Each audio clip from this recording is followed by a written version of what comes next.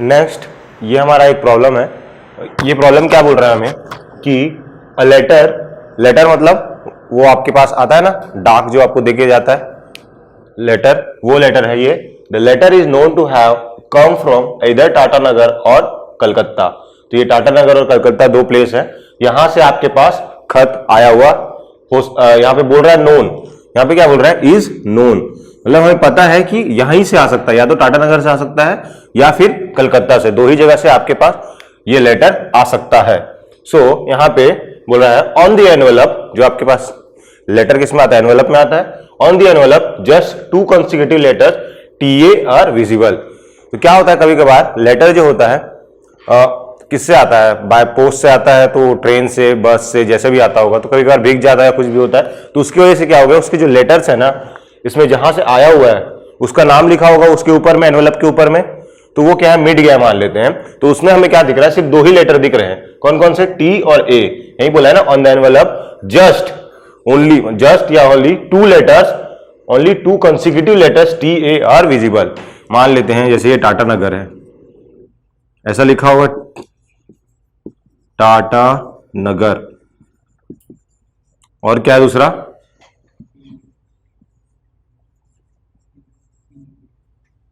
जो भी स्पेलिंग हो इसकी, कलकत्ता या कलकत्ता, CUL भी कहीं जगह लिखा रहता है, तो ऐसी इस पे ये कलकत्ता लिखा होगा या तो टाटानगर लिखा होगा, लेकिन वो क्या बोल रहा है, सिर्फ आपको TA ही विजिबल हो रहा है, तो इसमें भी TA है, यहां पे 2 TA है, ये भी है और ये भी है, और यहां पे भी TA है, तो हमें क्या दिख रहा है, सिर्फ एक TA 2 consecutive letters मतलब सिर्फ दिख रहे हैं T और A, तो T और A दिख रहे हैं, तो इससे हम लोग क्या बता सकते हैं, या फिर इससे हमें क्या पता चल रहा है, कुछ नहीं पता चल रहा है इससे, हमें इससे कुछ भी नहीं पता चल रहा। तो वो TA तो इसमें भी आ रहा है कलकत्ता में, और TA हमारे पास टाटानगर में भी आ रहा है, तो इससे तो कोई इंफॉर्मेशन मिल नहीं रही है उससे। तो आगे देखते हैं हम लोग कि TA विजिबल है, then the find the probability that the letter has come from Tatanagar. तो हमें क्या निकालना है कि प्रोबेबिलिटी निकालनी है कि वो लेटर जो है वो टाटानगर से ही आया है। TA जो है यहाँ पे ये वाला TA है, टाटानगर का TA, ये TA नहीं है, ये TA है, ऐसा हमें उसकी प्रोबेबिलिटी निकालनी है कि चांसेस क्या है कि वो लेटर, वो जो TA है वो टाटानगर का TA है, यहाँ पे जो TA आपको दिख रहा है। तो उसके लिए क्या निकालेंगे, तो उसके लिए निकालते हैं हम लोग। उससे पहले हम लोग इवेंट डिफाइन करते हैं। तो इवेंट कैसे डिफाइन करेंगे, फर्स्ट अगर मैं मान लेता हूं ई क्या है मेरे पास, गेटिंग TA, गेटिंग TA, बस इतना ही लिख देता हूं मैं, समझ में आ जाएगा।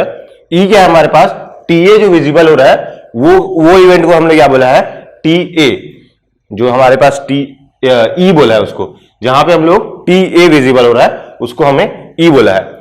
और यहां पे मैं जो T है उसको डिफाइन कर रहा हूं कि जो टाटानगर से अगर लेटर आया है तो उसकी प्रोबेबिलिटी क्या होगी, वो इवेंट कौन सा होगा, वो T होगा। सिमिलरली जो कलकत्ता से लेटर आया है उसका इवेंट क्या होगा, C होगा। तो मैंने डिफाइन किया है कि कलकत्ता से जो अगर लेटर आता है तो उस इवेंट को क्या बोलेंगे, C, और जो टाटानगर से आता है तो उसको T बोलेंगे। तो यहां पे P ऑफ T कितना होगा और P ऑफ C कितना होगा।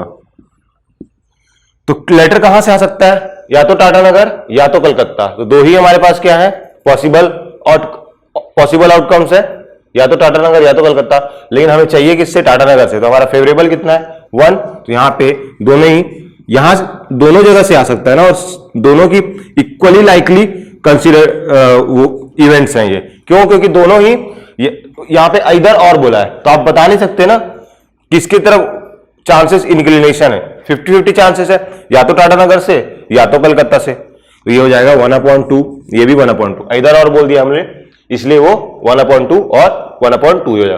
अगर यहाँ पे 3 दिया होता, मतलब कुछ और नाम, कोई और प्लेस भी होता जिसमें TA आ रहा हो, कोई और प्लेस, कोई भी प्लेस बना लो आप,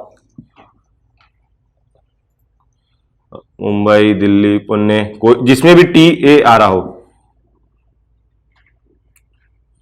अगर मैं यहाँ पे आसपास, यहाँ पे एक जगह है भाटानगर, अगर उसमें भी क्या आ रहा है, यहाँ पे TA आ रहा है, TA आ रहा है। अगर मैं एक और प्लेस भाटानगर ले लेता तब यहाँ पे क्या हो जाता, ये अगर यहाँ पे टाटानगर और कलकत्ता और भाटा नगर होता तो क्या हो जाता 1/3, 1/3 और 1/3। तब कहां से, 3 जगह से हमारे पास लेटर आ सकते थे, या तो भाटा नगर, या तो टाटा नगर, या तो कलकत्ता। सो यहां पे हमारे पास अभी तो 2 ही है, तो मैंने 1/2 लिख लिया है। सो यहां से क्या हो गया, हमें इसकी प्रोबेबिलिटी आ गई और इसकी प्रोबेबिलिटी आ गई। अब हमें किसकी निकालनी है प्रोबेबिलिटी, कि हमें नोन क्या है कि यहां से आ रहा है और टीए विजिबल है, तो टीए विजिबल है तो हमारे पास ई जो है वो क्या हो चुका है, ये अकर्ड है, मतलब ये तो हमें ये विजिबल बोल चुका ना, तो ये विजिबल हो बोल चुका, तो ये वाली इवेंट ई है वो आपका हो चुका है, इवेंट ई हो चुका है, नोन है हमें, ये जो इवेंट ई है ये हमें नोन है कि टीए हमें दिख रहा है। अब क्या देखते हैं कि अब देखोगे कि टाटा नगर, यहाँ पे स्पेलिंग मिस्टेक हो गया, टाटा नगर और क्या है कलकत्ता। अगर कलकत्ता और टाटा नगर में यहां पे देखेंगे हम लोग तो क्या दिखेगा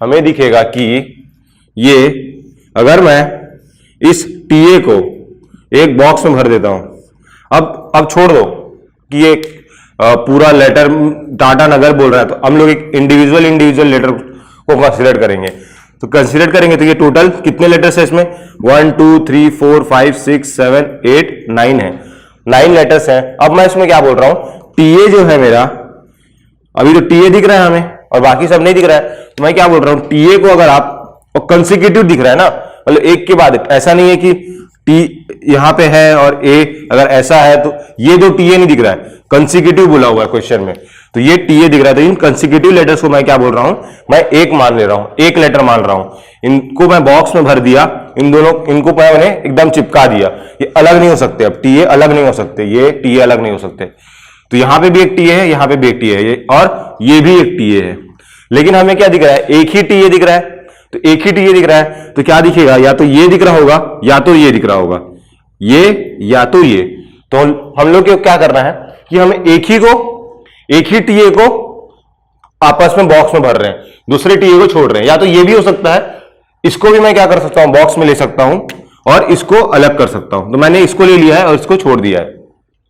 सो यहां से हमारे पास इसकी प्रोबेबिलिटी क्या आ जाएगी कि अगर आप यहां पे देखोगे तो ये कितना हो गया, ये 1, ये 2, ये 3 4 5 6 7 8, ठीक है, और यहां पे कितने लेटर्स है, 1 2 3 4 5 6 और ये 7 है, तो इस 8, अब ये कितने लेटर बन गए, 8 लेटर में से इस एक लेटर की दिखने की प्रोबेबिलिटी क्या होगी, 8, यहां पे 1 2 3 4 5 6 7 8, यहां पे 8 लेटर्स हैं, तो उसमें से एक की दिखने की प्रोबेबिलिटी क्या हो जाएगी, सबका इक्वली लाइकली है, इवेंट्स सब इवेंट्स मतलब सब लेटर्स इक्वली लाइकली आपको दिख सकते हैं, तो सबकी प्रोबेबिलिटी तो सेम ही होगी।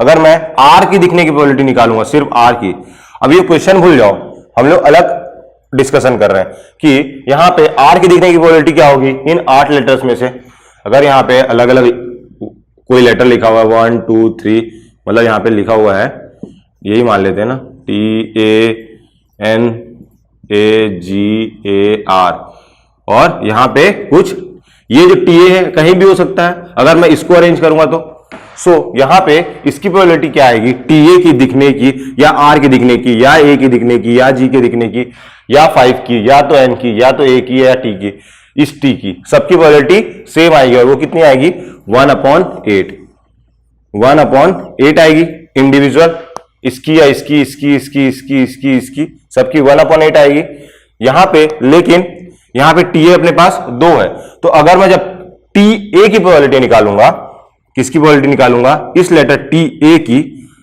तब क्या हो जाएगा, प्रोबेबिलिटी ऑफ टीए को क्या बोल रहे हैं हम लोग, इवेंट ई, तो अगर मैं प्रोबेबिलिटी निकालूंगा इवेंट ई की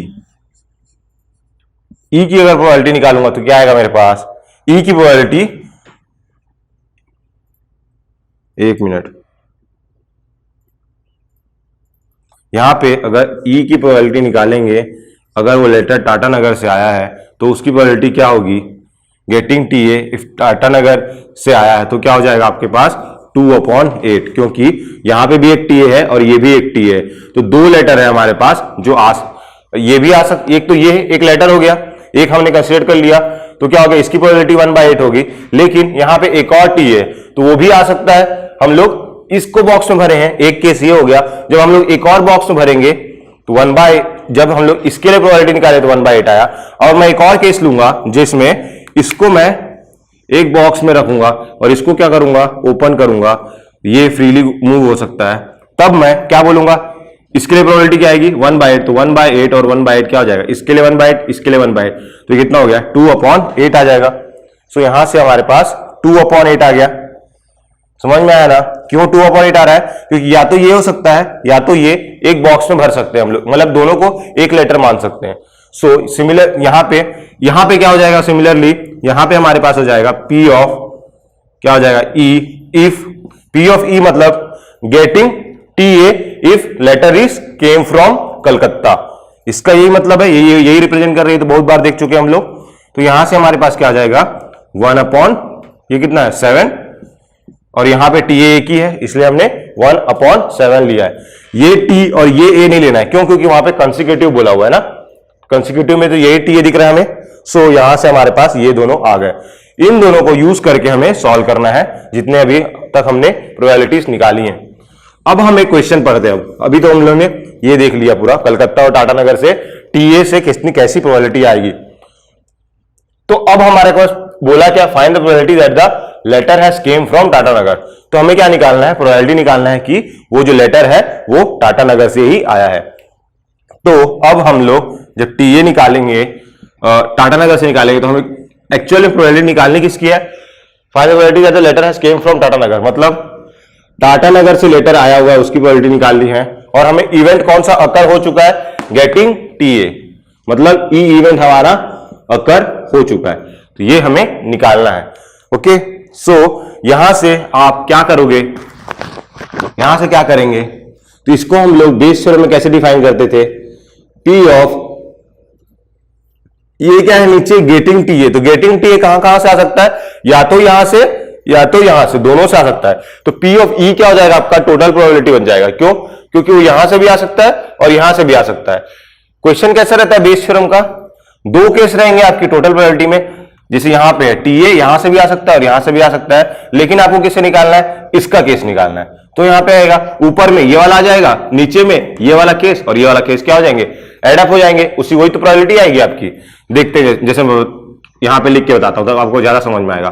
तो यहां पे क्या हो जाएगा, T इंटरसेक्शन E, ये हो जाएगा T intersection E upon P of E, P of T intersection E upon P of E।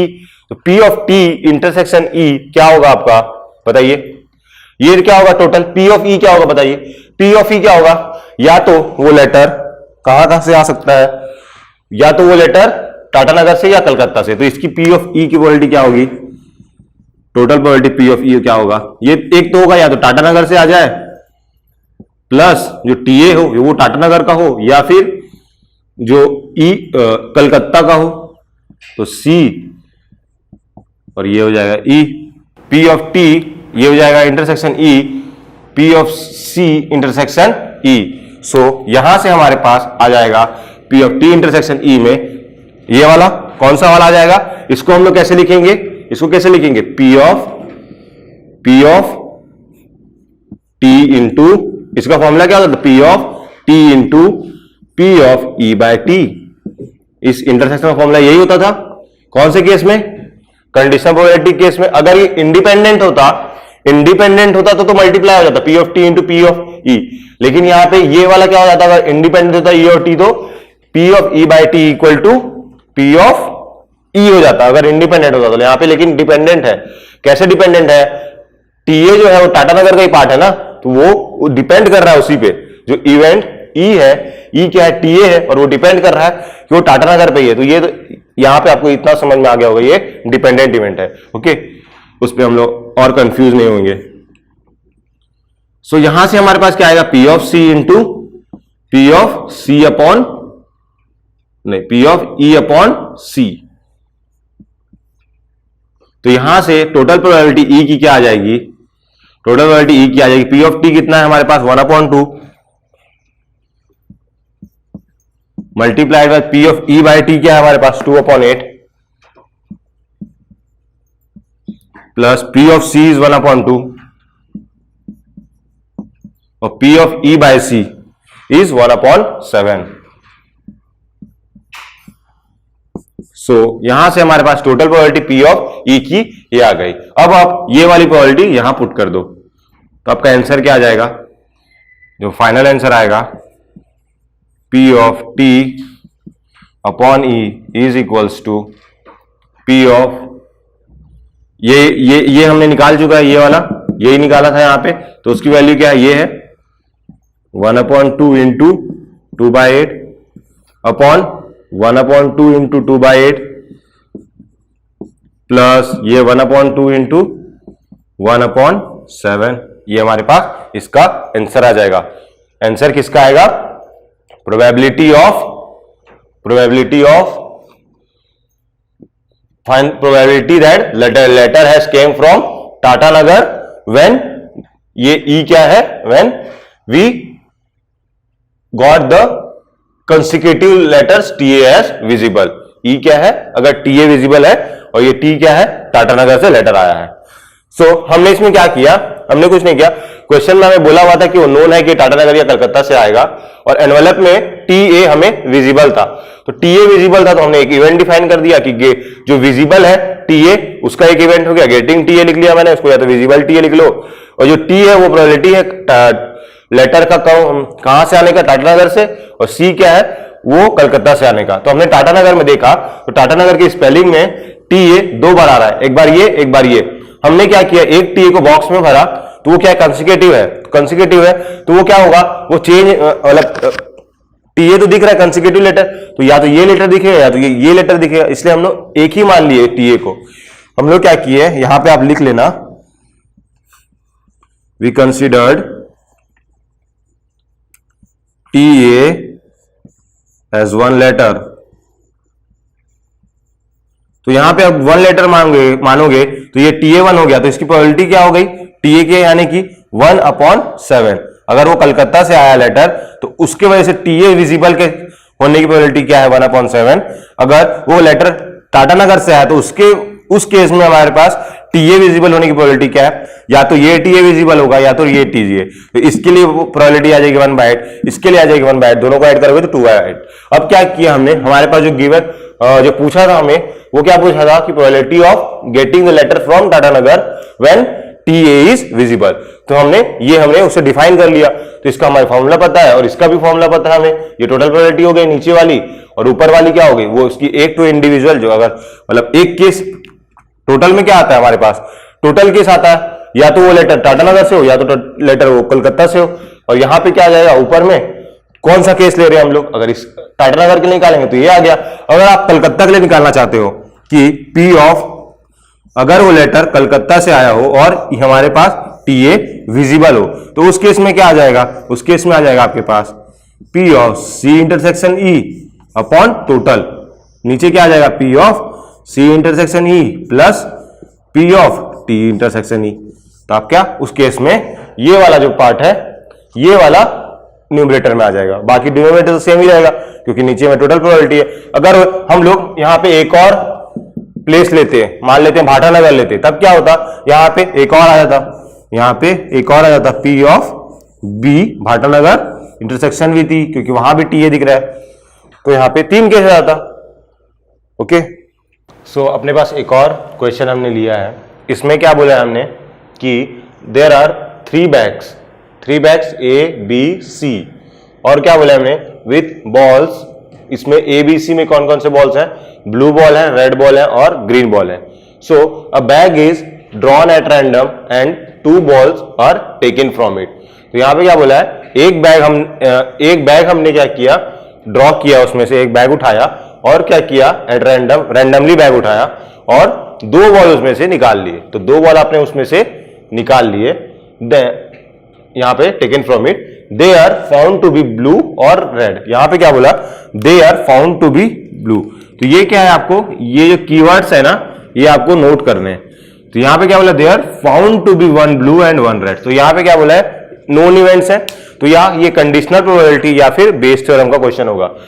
एक ही होती है बेस थ्योरम को ही कंडीशनल प्रोबेबिलिटी, मतलब कंडीशनल प्रोबेबिलिटी बेस थ्योरम के अंदर ही आएगा। अगर आप अच्छे से देखोगे ध्यान से, तो हम लोग जो बेस थ्योरम निकालते हैं उसमें क्या रहता है, कंसिडर कंडीशनल प्रोबेबिलिटी रहती ही है। हम लोग ए बाय बी वाला फॉर्म तो आता ही है वहां पे भी, तो उसमें भी कंडीशन क्या है कि आपका probability of A when B has occurred, इसी को तो कंडीशनल प्रोबेबिलिटी बोलते हैं, तो वो कब बेस थ्योरम में भी आता है। तो यहाँ पे क्या लिखा है, आर फाउंड टू बी, मतलब हमें पता है कि ब्लू और रेड एक एक आया, हमने जब निकाला तो वो एक ब्लू और एक रेड मिला। देन हमें क्या निकालना है कि find the probability that selected balls are bags from bag C. तो यहां पे क्वेश्चन तो पढ़ लिया, और ये भी जो आपको गिवन है वो क्वेश्चन का पार्ट ही है। अगर ये पता नहीं होगा तो ये हम लोग निकाल ही नहीं पाएंगे। तो यहां से हमें और क्या क्या पता है कि ए बी सी 3 बैग है, और उस बैग में blue red and green, blue red and green हमारे पास क्या है, कलर्स के बॉल्स हैं, ब्लू रेड एंड ग्रीन। ये माने रेड और ये मान लेते हैं ग्रीन है।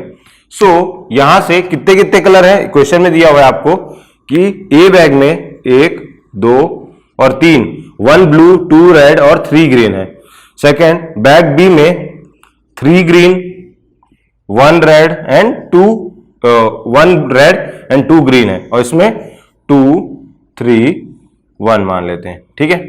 तो ये हमने एक एज्यूम, इससे क्वेश्चन में तो कोई फर्क नहीं आएगा, ये मैंने जो भी माना हो इसके अकॉर्डिंग हम क्वेश्चन सॉल्व करेंगे। अब हमारे पास क्या है कि ये हो गया, एक बैग में कितने हैं, ए में 1 2 3, कितना हो गया 6, इसमें भी 6 बॉल्स हैं और इसमें भी 6 बॉल्स हैं, ओके। और उससे कलर्स हमें गिवन है। तब ब्लू रेड ग्रीन में से अभी क्या बोला, अ bag is drawn at random. तो यहां बताइए ए बी सी 3 बैग है आपके पास, एक बैग हो गया, 2 बैग हो गया, 3 बैग हो गया, इसके अंदर बॉल्स होंगे, जो जितने भी बॉल्स हो, अगर ये डॉट मान रहे हो आप बॉल, और ये क्या है ए बी सी। तो बताइए 3 बैग को चूज करने की प्रोबेबिलिटी क्या आएगी, पी ऑफ ए क्या होगा, पी ऑफ बी के इक्वल ही होगा और पी ऑफ सी के इक्वल ही होगा, और कितना होगा ये 1/3। इतना तो हमें अभी तक समझ में आ चुका है। ये तो अभी तक हमने जितना प्रीवियस नॉलेज से इतना तो हमें पता है कि P of A equal to P of B equal to P of C equal to 1/3 आएगा, क्योंकि 3 में से हमें एक चूज करना है। अब नेक्स्ट क्या बोला है हमें कि there found to be 1 blue and 1 red, और यहाँ पे 2 बॉल निकालने बोला है ना, 2 balls are taken from it. तो हम लोग में से मान लेते हैं कि अगर हम लोग में से ए से, अगर हमने ए बैग को चूज किया और ए बैग को चूज किया, और अब अगर हम निकालेंगे कि उसमें से 2 बॉल अगर हम लोग निकालेंगे, तो हमारे पास 1 बॉल और 1 ब्लू और 1 रेड आने की प्रोबेबिलिटी क्या होगी वो देखेंगे। सिमिलरली बैग बी से जब निकालेंगे, अगर बैग बी सेलेक्ट करते हो आप, तो उसमें आपकी 1 रेड और 1 ब्लू आने की प्रोबेबिलिटी क्या होगी, सिमिलरली सी के लिए भी चेक करेंगे। और उसके बाद लास्ट में हम लोग निकालेंगे फाइंड द प्रोबेबिलिटी। तो जो हमारे पास क्या आएगा, जो ये ए से 1 ब्लू 1 रेड, बी से 1 ब्लू 1 रेड एंड सी से 1 ब्लू 1 रेड, ये क्या आएंगे टोटल ए से बी से और सी से आने की प्रोबेबिलिटी। जब आप तीनों को सम करोगे तो क्या आएगा आपके पास, 1 ब्लू एंड 1 रेड आने की प्रोबेबिलिटी, आपकी टोटल प्रोबेबिलिटी आ जाएगी। ए से आने की प्रोबेबिलिटी, बी से आने की प्रोबेबिलिटी और सी से आने की प्रोबेबिलिटी, टोटल प्रोबेबिलिटी आ जाएगी। अगर यहां पे डिफाइन करूं एक इवेंट ई, अगर यहां से मैं एक इवेंट ई डिफाइन करूं, और ई का प्रोबेबिलिटी बोल रहा हूं getting 2 balls as 1 red and 1 blue, 1 red and 1 blue। तो ई हमने अगर डिफाइन कर दिया getting 2 balls as 1 red and 1 blue, तो P ऑफ E क्या होगा, अगर A से निकालेंगे तो A से हमारे पास अलग आएगा, बी से निकालेंगे तो उसमें से भी 1 रेड 1 ब्लू आ सकता है, सी से भी 1 ब्लू और 1 रेड आ सकता है। तो पी ऑफ ई क्या हो जाएगा, टोटल प्रोबेबिलिटी, मतलब 1 रेड 1 ब्लू आने की प्रोबेबिलिटी सबसे सारा पॉसिबल केसेस, तो ये जाएगा ई क्या होगा टोटल प्रोबेबिलिटी। और उसमें से हमें क्या किसका फाइंड करना है, find the probability that selected balls are, यहां पे selected balls are from bag C. तो ये टोटल आ गया, उसमें से सी निकालेंगे, तो इसकी किसको कैसे लिखेंगे हम लोग, ये हो गया बेस थ्योरम का प्रॉब्लम। ये किसमें, P ऑफ पहले तो प्रोबेबिलिटी ऑफ ई निकाल लेते हैं। टोटल प्रोबेबिलिटी क्या आएगी? P of E. P of E अगर होगी, ये किसकी प्रोबेबिलिटी? वन रेड और वन ब्लू आने की प्रोबेबिलिटी। तो वन रेड वन ब्लू कहां से आ सकता है? या तो ए से आ सकता है, या तो आपका बी से आ सकता है, बैक बी से, और आपका प्लस बैक सी से भी आ सकता है, बैक सी से भी आ सकता है। सो यहां से हमने टोटल प्रोबेबिलिटी निकाली है। क्या है आपकी? Total probability of getting one red and one blue. So ये तो आ गया आपके पास। सो ये आप फाइंड कर लेंगे। तो ये हम कैसे फाइंड करेंगे? आपने कंडीशनल प्रोबेबिलिटी में पढ़ा है कि पी ऑफ, अगर आप ए बाई ई लिखते हो तो क्या आता है? पी ऑफ ए, क्या आएगा? P of A into P of E by A. और इसी को हम लोग क्या लिख सकते हैं? नहीं, ये हमने ये गलत लिख लिया। ये क्या होता है? P of A intersection E upon P of E. तो आप इसको इधर मल्टीप्लाई कर दोगे तो क्या आ जाएगा? और similarly P of E by A क्या होता है आपका? P of A intersection E upon P of A. तो अगर आप इसको इधर मल्टीप्लाई कर दोगे तो क्या आ जाएगा? पी ऑफ ई मल्टीप्लाई हो गया, इसको भी इधर मल्टीप्लाई कर दोगे तो क्या आ जाएगा? P of A, P of A multiply हो गया। तो यहां से इसको आप या तो ये भी लिख सकते हो, P of A into P of E by A, और यहां पे P of E into P of A by. ये यहां से हमने निकाला ये कंडीशन प्रोबेबिलिटी से, ये equal to P of A intersection E upon P of E लिखते थे, उसको हमने इधर ले आया तो हमारे पास ये आ गया। तो यही हमारे पास है। तो यहां फिर मैं इसको ये भी लिख सकता हूं और ये भी लिख सकता हूं। तो हमें जो पता है उसके अकॉर्डिंग हम लोग निकालेंगे। तो क्या हमें पी ऑफ ई पता है क्या? वही तो हमें निकालना है। तो हम लोग ये वाला रिलेशन यूज करेंगे। पी ऑफ, ये पहला रिलेशन तो हमें नहीं निकाल सकते, ये भी अननोन, ये भी अननोन। यहां पे ये अननोन है तो इसको हम लोग क्या नोन क्वांटिटीज के फॉर्म में लिखेंगे। तो नोन कौन कौन सा है?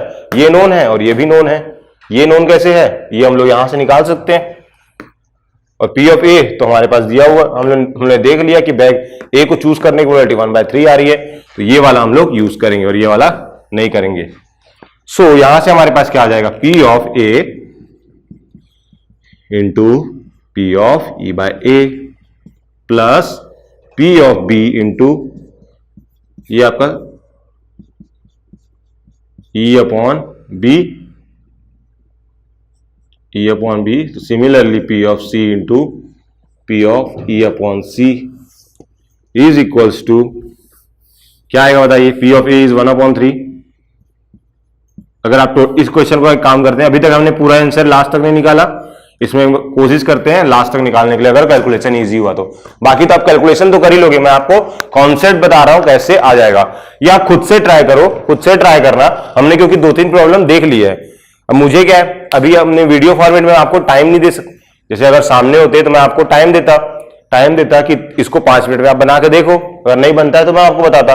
लेकिन ये वीडियो फॉर्मेट है तो इसमें आपको खुद से ही क्वेश्चन देखते ही सॉल्यूशन नहीं देखना है, आपको पहले पॉज करना है वीडियो, खुद एक बार क्वेश्चन पढ़ना है, ट्राई करना है पूरा। जब तक मैं यहां तक बता दिया पूरा, जब तक मैं यहां तक क्वेश्चन एक्सप्लेन कर दिया, उसके बाद क्या करना है आपको? यहां पे पॉज करना है और यहां से आपको खुद से पेन पेपर में सॉल्व करके देखना है। उसके बाद अगर नहीं बना या फिर आपका बन भी गया तो आप क्या, जरूरी नहीं है आपकी मेरे ही मेथड से बनाओ, या फिर कुछ क्वेश्चन में आप 2-3 मेथड भी होते हैं, प्रोबेबिलिटी में बहुत सारे मेथड होते हैं। आपका सोचने का तरीका कैसा है, आपको उसको फॉलो करना है, लेकिन बेसिक्स सेम होने चाहिए। बेसिक्स मींस ये टोटल प्रोबेबिलिटी में आप सोचने का तरीका क्या होना चाहिए, अलग अलग हो सकता है। जैसे यहां पे मैंने P of A into P of E by A, लेकिन यहां पे P of E into P of A by B, A by B E भी आ सकता था, लेकिन यहां पे पी ऑफ ई हमें पता नहीं है, इसलिए मैंने ये लिखा। कहीं कहीं पे वहां पे पी ऑफ ई दूसरा वाला भी आपको पता होगा। तो 2-3 तरीके होते हैं प्रोबेबिलिटी को क्वेश्चन को सॉल्व करने के लिए। तो आप जो आपको पहले स्ट्राइक करे वो सॉल्व करना है।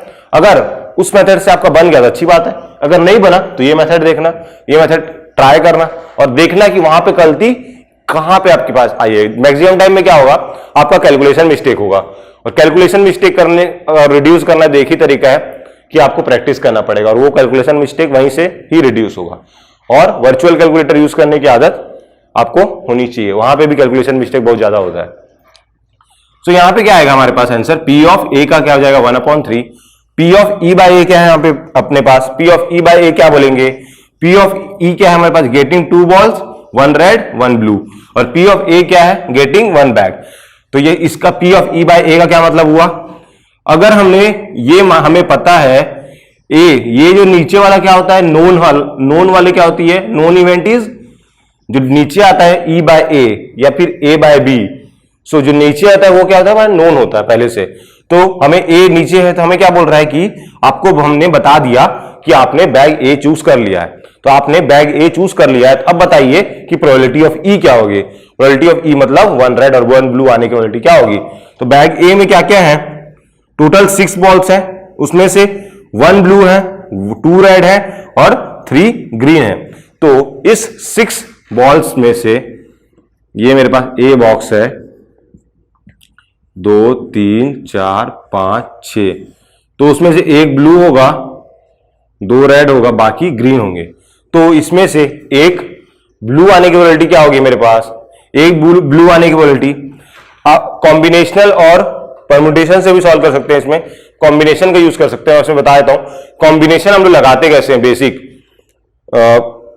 एप्टीट्यूड में, तो एप्टीट्यूड में आपने देखा होगा कॉम्बिनेशन, मैं एक बार और आपको बता देता हूं कॉम्बिनेशन कैसे निकालते हैं, कैसे लगाना है। कॉम्बिनेशन जब भी आपको यूज करना है वहां पे किस टाइप का केस होगा, जैसे ये जो केस है एकदम एग्जैक्टली सेम केस होगा। आपके पास नंबर्स बहुत सारे यहां पे बॉल्स गिवन है, आपको क्या करना है, बहुत सारे बॉल्स गिवन है, बहुत सारे कुछ भी गिवन हो सकते हैं, उसमें से कुछ चीजें आपको सेलेक्ट करनी है। यहां पे क्या करना है, एक रेड सेलेक्ट करना है और एक ब्लू सेलेक्ट करना है, यहां से कुछ चीजें ही सेलेक्ट करनी है। तो यहां से 6 हैं, आउट ऑफ 6 मुझे दो बॉल चाहिए, और वो 2 बॉल कौन कौन से चाहिए, तो यहां से मैं आपको 2 तरीके से, एक तो पहला कॉम्बिनेशन वाला तरीका बता रहा हूं, तो यहां से 2 बॉल सेलेक्ट करनी है।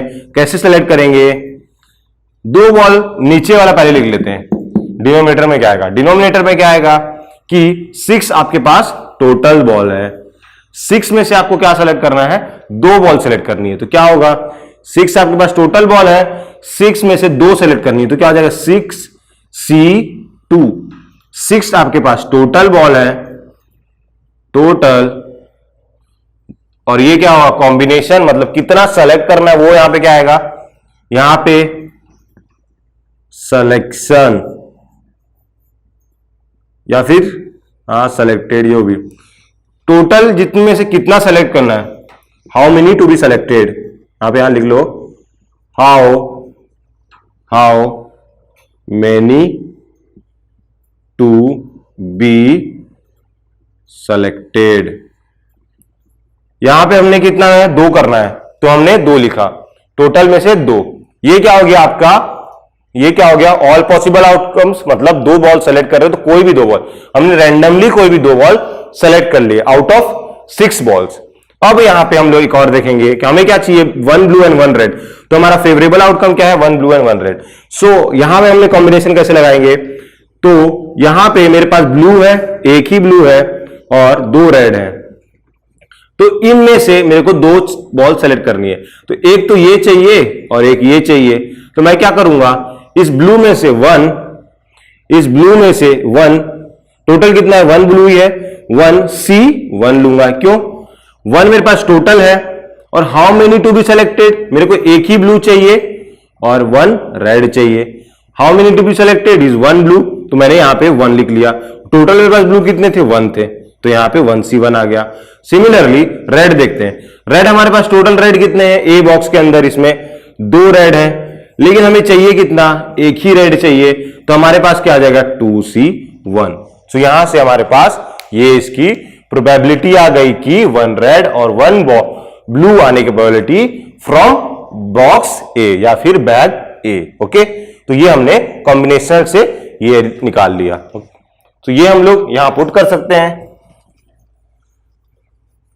नहीं तो आप ऐसे भी देख सकते थे, ये 6 टोटल बॉक्स, आपको ये कहां पे यूज होगा, जैसे कि कहां पे यूज होगा, जैसे 100 आपके पास एंट्रीज है, मान लेते हैं 100 एंट्रीज है, 1 से लेकर 100 तक।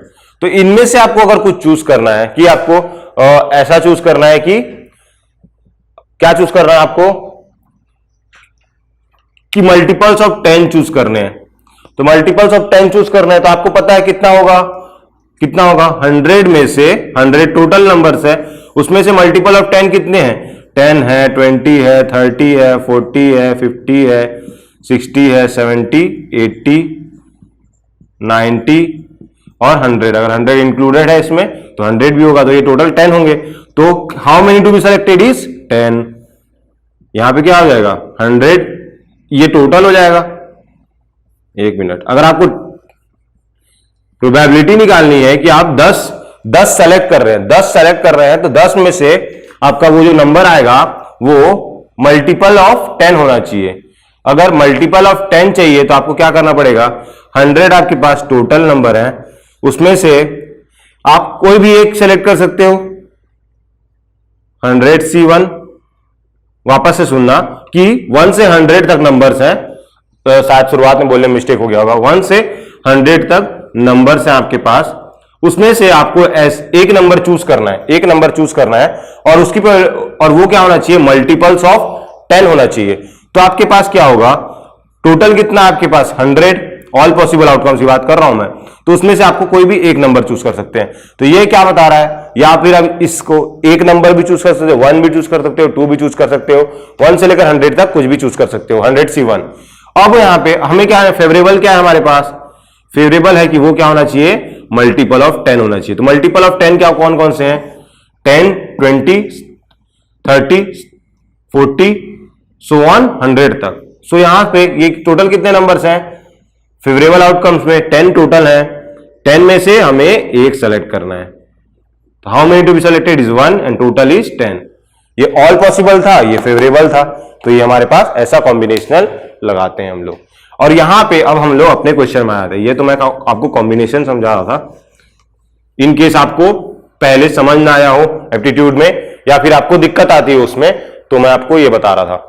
सो यहां से हम लोग इसको ना भी लगाए तो भी हम लोग इसको सॉल्व कर सकते हैं। एक और चीज, इसको क्या लिखते हैं हम लोग 6C2 को क्या लिखते हैं 6C2 आपको आप 6C4 भी लिख सकते हो, इसको ऐसा भी लिख सकते हो, लेकिन अब इसको नंबर फॉर्म में क्या लिखेंगे 6C2 क्या होगा, इसको आप लिखोगे तो क्या आता है 6 वैसे 6 इंटू 5 इंटू 4, आप ऐसा ये टोटल 6 इंटू 5। अगर इसको शॉर्टकट में लिखो क्या करोगे, अगर मैं आपको शॉर्टकट बताऊं इसको कैसे करते हैं, तो 6 है, आप एक काम करो नीचे वाले को लिखो 2 और इसको कम करते जाओ 1 तक, तो 2 इंटू क्या आएगा 1, 2 ही आ गए, तो जितने आएंगे यहाँ पे 2 और ये 1 2 ही नंबर है, तो ऊपर में क्या होगा 6 और इसको भी कम करते जाओ 5 4 3 2 1। और कहां पे रुकना है, जहां पे अगर नीचे में 2 आ गए, 2 ही नंबर लिए आए हैं 1 आने तक, तो यहां भी 2 ही नंबर आएगा 6 इंटू 5।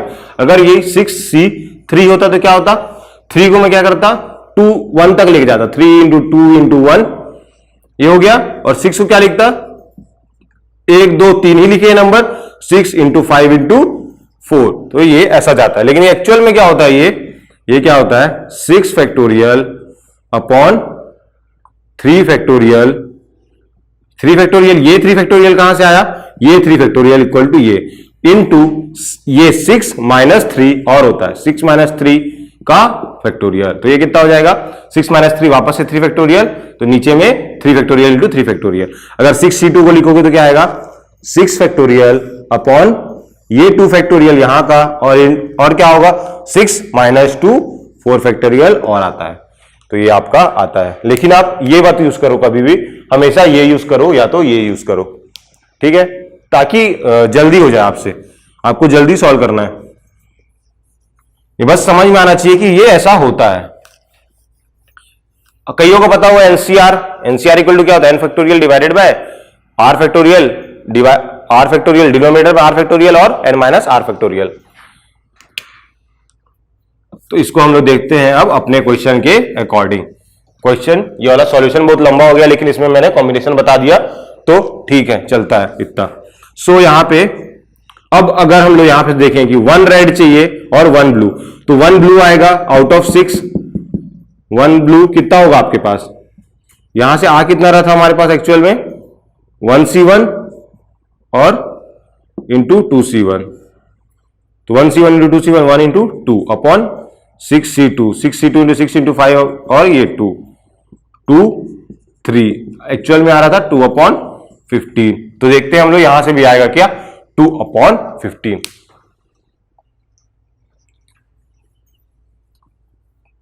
यहां पे मैं 2 अपॉन 15 लिख लेता हूं।